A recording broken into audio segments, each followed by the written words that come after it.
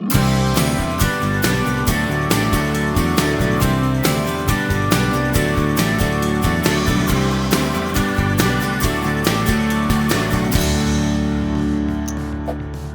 queridos e minhas queridas, sejam muito bem-vindos a mais essa tática. O tema dela será Minha Casa Minha Vida. Eu tô com 2 especialistas aqui. Vocês estão nervosos? Um pouco. Um pouquinho, Sabrina? Um pocãozinho. Um pocãozinho.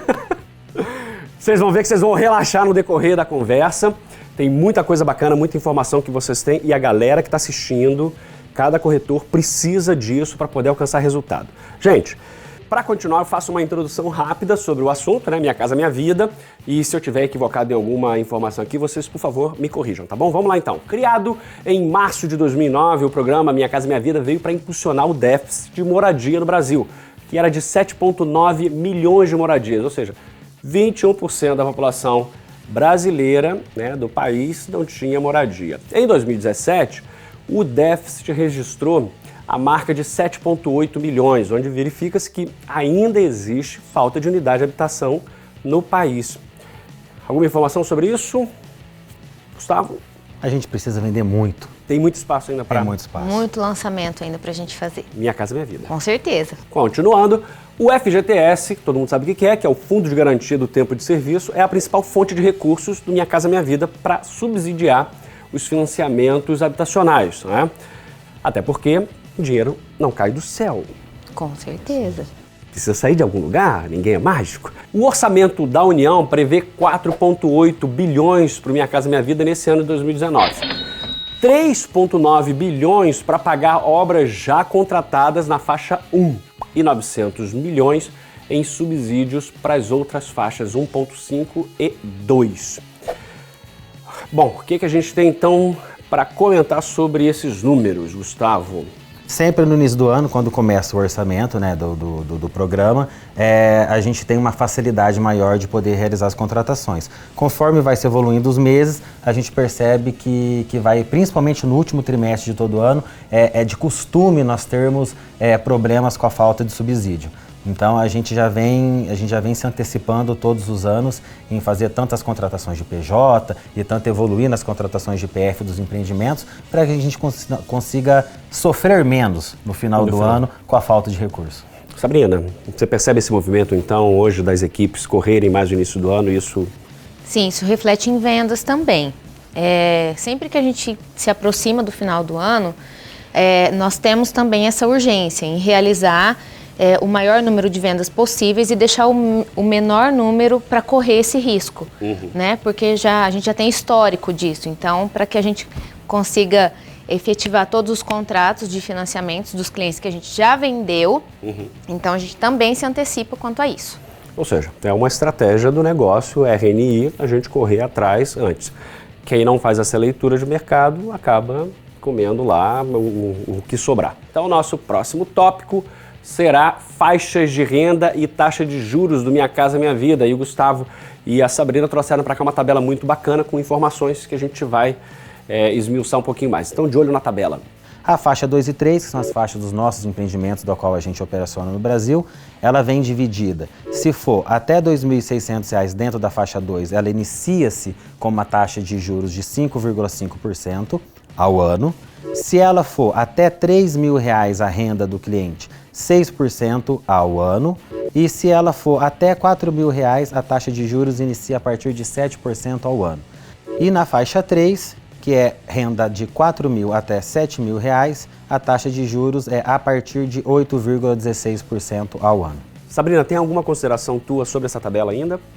Sim, temos uma consideração que é o redutor na taxa de juros de 0,5% para todos os clientes que possuem 36 meses de contribuição de FGTS, que é comprovado através da apresentação da carteira de trabalho, né, a CTPS, ou extratos do FGTS, mesmo estando com saldo zerado na conta de FGTS. Bom, visitando a tabela, a gente percebe que tem algumas características que direcionam aí a venda desses produtos. Não é qualquer imóvel, tem regras aí, e uma delas é que o imóvel precisa ser um imóvel novo. Então, no programa Minha Casa Minha Vida, somente podem ser financiados imóveis novos, ok? Exato. O que é imóvel novo? Eu vou fazer aqui a definição e se eu tiver equivocado ou incompleto, por favor, vocês me corrijam. Imóvel novo é considerado um imóvel pronto com até 180 dias de habite ou documento equivalente ou com prazo superior a 180 dias desde que não tenha sido habitado ou alienado. Se eu fosse uma criança de 5 anos, o que isso quer dizer? Para ele poder se enquadrar no programa, quando a gente fala em imóvel novo, é um imóvel que o habite tenha sido expedido até 180 dias e também existe a parte que a gente também fala de imóvel na planta, contratação na planta, da qual o imóvel, uma vez enquadrado dentro do programa Minha Casa Minha Vida, em fase de construção, o cliente que realiza esse financiamento dentro da fase de construção, que é o imóvel na planta, ele também se enquadra dentro das regras do programa.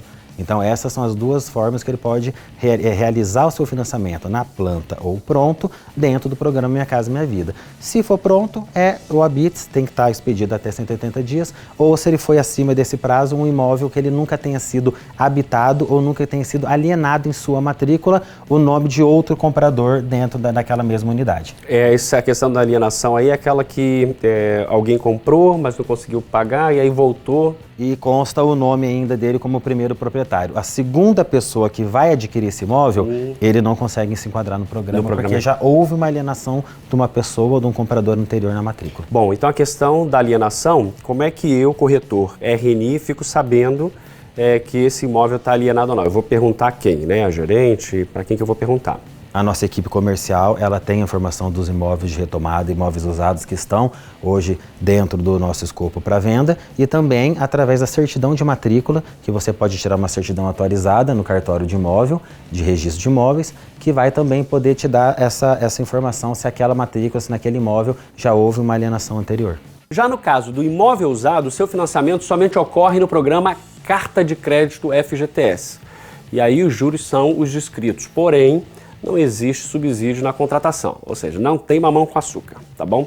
Bom, a gente está ouvindo falar muitas palavrinhas aqui mágicas e uma delas é taxa, né?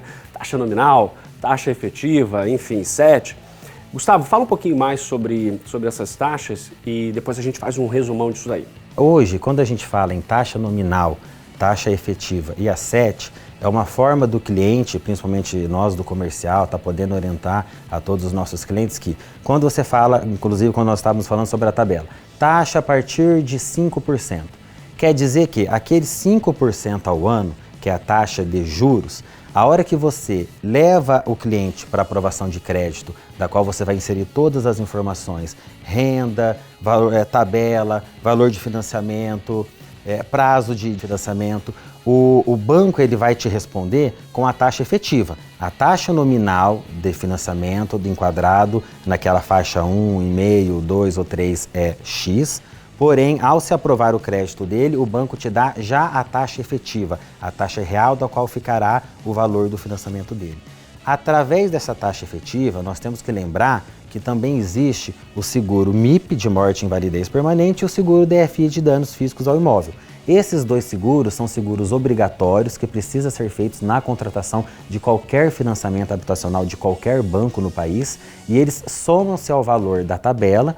Dependendo se você tiver em qual faixa de renda, também existe um terceiro item que é a taxa de administração do banco, que ele cobra em cada parcela de financiamento, para aí sim você poder ter o seu custo efetivo total, ou seja, quanto é que vai me custar aquele financiamento por mês, que é a SET. Então a gente tem todas essas nomenclaturas aí, nas simulações, nas aprovações de crédito, isso vem discriminado e é de suma importância que a nossa equipe esteja atenta e passe isso com a maior nitidez possível para os clientes, para que eles entendam qual que é o custo real e o custo final que ele vai ter nesse financiamento. Então, resumindo, taxa nominal é a previsão da taxa de juros projetada ao ano. Taxa efetiva. Após feito o cálculo anual da taxa de juros nominal, junto das demais informações de prazo e tabela, a gente chega à taxa de juros efetiva ao ano. SET, ou custo efetivo total, é o valor da taxa efetiva mais o MIP, seguro de morte e invalidez permanente, que o Gustavo acabou de comentar, mais o DFI, que é o danos físicos ao imóvel, mais taxa de administração, no caso da faixa 3, tá? E agora a gente vai partir para um próximo tópico, e esse tópico é o tópico da Sabrina. A gente vai falar sobre regras de enquadramento no Minha Casa Minha Vida. que você tem para dizer sobre isso aí? Tem algumas regrinhas que não podem ser esquecidas, né? Exatamente. O Minha Casa Minha Vida, ele tem várias regras. Uma delas a gente acabou de falar, que é que o imóvel precisa ser novo. Ele deve ser um imóvel que obedeça as regras, né, de 180 até 180 dias de habite e que nunca tenha sido registrado em nome de uma outra pessoa, um imóvel novo mesmo. Uma outra situação é que os clientes proponentes que tenham um financiamento ativo no SFH, em qualquer lugar do país, eles não têm direito a participar do programa Minha Casa Minha Vida. Outro detalhe é que a pessoa não pode possuir imóvel na cidade onde ela pretende comprar e nem nas cidades limítrofes, né? Então, dá um exemplo disso. O que é cidade? Cidade limítrofe é que faz divisa com o município onde ela pretende comprar, onde ela reside, né? Então, por exemplo, se ela mora, vou citar o exemplo da nossa cidade vizinha. Se ela mora em Mirassol, ela possui um imóvel lá e ela deseja comprar um imóvel aqui, ela não consegue se enquadrar no Minha Casa Minha Vida. Ok, beleza. Tem mais alguma regrinha? Tem a regra também de que ela precisa estar enquadrada com a renda, né? Que a gente tem um teto de renda. O Minha Casa Minha Vida, pela Caixa, a renda de até R$7.000. Então, são regras específicas que tornam o cliente apto ou não a participar do programa. Sabrina, a última regrinha então, eu só quero checar se isso realmente é uma regra. Eu já tive um financiamento pela Minha Casa Minha Vida. Eu posso ter um outro? Não, é assim, você pode ter um outro financiamento desde que você tenha se desfeito do imóvel, né? Mas ainda se você utilizou o subsídio do governo na compra, nessa segunda compra você até se enquadra pela taxa de juros, porém sem subsídio. Ou seja, não tem mamão com açúcar pela segunda vez. Exatamente. Beleza. Bom, os valores de descontos estabelecidos e calculados serão reduzidos em 50% no caso de proponentes que compõem a família unipessoal. A pergunta que não quer calar: eu sou uma pessoa de família unipessoal? O que é uma família unipessoal? Você é casado ou tem dependente? Eu sou casado, tenho dependente. Então você não é unipessoal. Unipessoal é aquele proponente que figura no contrato, sendo apenas ele o comprador, sendo que ele não tem nenhuma outra renda, nenhum outro proponente que entra junto com ele e também que não tenha nenhum dependente que seja dependente dele, que ele declare que seja dependente. Então, para a gente deixar mais equalitário essa parte do programa para as famílias, né, seja o casal, ou seja quem tem filhos, ou pessoas que sejam dependentes, a Caixa ela só cede os 100% do subsídio proposto que se enquadra cada um na sua faixa, se ele for de uma família que é pluripessoal, no caso, né, que não seja apenas ele figurando no contrato. Essa é uma das regras que a Caixa coloca no simulador dela, na aprovação de crédito, para saber se ele vai conseguir o percentual máximo de financiamento ou se ele for unipessoal no contrato, ele só consegue 50% do financiamento que ele poderia conseguir. Beleza, então não tem nada a ver com aliança. Tirar e botar aliança não resolve o problema, né? Não. Okay. Bom, então reforçando isso que o Gustavo está falando, muita atenção nessa informação. Dependente é quem depende financeiramente. Exemplo, filho deficiente, idoso, isso aí é dependente. Quando a gente fala de amiga que precisa ir no shopping para comprar a bolsa junto com você, não é dependente. Quando a gente fala do amigo que precisa de uma carona para ir para o futebol, tomar uma cervejinha depois, também não é dependente. Essa medida serve para quê? Ela evita que compradores solteiros recebam um subsídio similar a uma família com vários filhos. Outra questão muito importante é que os adquirentes com união estável terão interesse em financiar em conjunto. O que a gente tem a dizer sobre isso? Então, para os casais que possuem união estável, eles são considerados dois proponentes. Caso um deles não tenha renda, vai entrar como dependente. Se não, se os dois possuírem renda, então a gente vai somar a renda dos dois e os dois se tornam um. A gente vai analisar o perfil do casal. Bom, a gente sabe que para financiar um imóvel a gente precisa ter crédito, né? Pegar crédito. E crédito você pega num monte de lugar. Você pega crédito num monte de banco, você pega crédito, sei lá, no banco BMG, Crefisa, Bamerindos, enfim.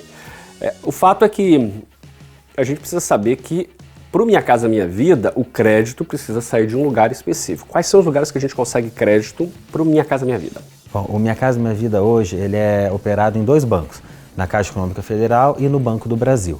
As regras do Minha Casa Minha Vida, eles servem para ambos os bancos. A única diferença, as duas únicas diferenças que temos hoje atualmente, que a gente precisa lembrar que muitas dessas regras elas são atualizadas e são revisadas ao longo dos anos, é que atualmente o bebê ele consegue financiar através de um LTV 90, que a gente diz que é 90% até o limite de 90% do valor de avaliação do imóvel na tabela SAC, sendo que a Caixa avalia o seu teto até 80% da avaliação. O Banco do Brasil é 90% na tabela SAC apenas, e que também no Banco do Brasil atualmente existe uma faixa estendida, né, que é após a faixa 3, que a gente fala que são dos clientes que têm renda entre 7 mil a 9 mil, também podem se enquadrar dentro do programa Minha Casa Minha Vida. Essa é a única diferença dos dois bancos, mas as regras são válidas para ambos. Aqui na RNI, atualmente a gente trabalha com o Banco do Brasil. Nós trabalhamos com os dois bancos. Dependendo do projeto, nós trabalhamos na Caixa ou no Banco do Brasil. Pro Minha Casa Minha Vida. Pro Minha Casa Minha Vida. Então tá ok. Respondida a questão, gente, mais alguma informação? Eu gostaria de dizer para a gente poder ficar atento sempre, né, às regras, principalmente as regras de enquadramento, como a Sabrina mesmo já passou para todos, para a gente saber orientar o cliente que mesmo ele não se enquadrando no Minha Casa Minha Vida, ele tem condições de comprar os nossos imóveis sem problema algum. Nós temos vários empreendimentos no Minha Casa Minha Vida que são adquiridos por clientes que são desenquadrados, que entram através de outra carta SBPE ou a carta própria FGTS, não há problema. Mas que para o enquadramento é necessário, é obrigatório que ele cumpra todos esses requisitos para que a gente não tenha problema futuro com o banco. Sabrina? Eu queria falar sobre a comprovação de renda, porque não é só para o cliente que é registrado, né, na CTPS, o cliente que possui renda informal também consegue crédito, tá? Então são várias exceções, a gente lida com algumas particularidades, né? Algumas não, muitas na verdade, né, na questão de comprovação de renda, mas que é possível a gente vender para todos os clientes. Então nós chegamos ao final do nosso programa no quadro O Final do Programa. É um bom quadro, né? É um bom quadro. A gente sempre termina o programa com uma frase que vocês vão completar. Vamos ver se vocês sabem a resposta disso. Eu vou falar a frase, vamos ver se vocês conseguem completar isso, hein? Os melhores corretores não vendem, ajudam os clientes a Realizar os sonhos. sonhos. Eu falo comprar, mas já valeu também. É isso.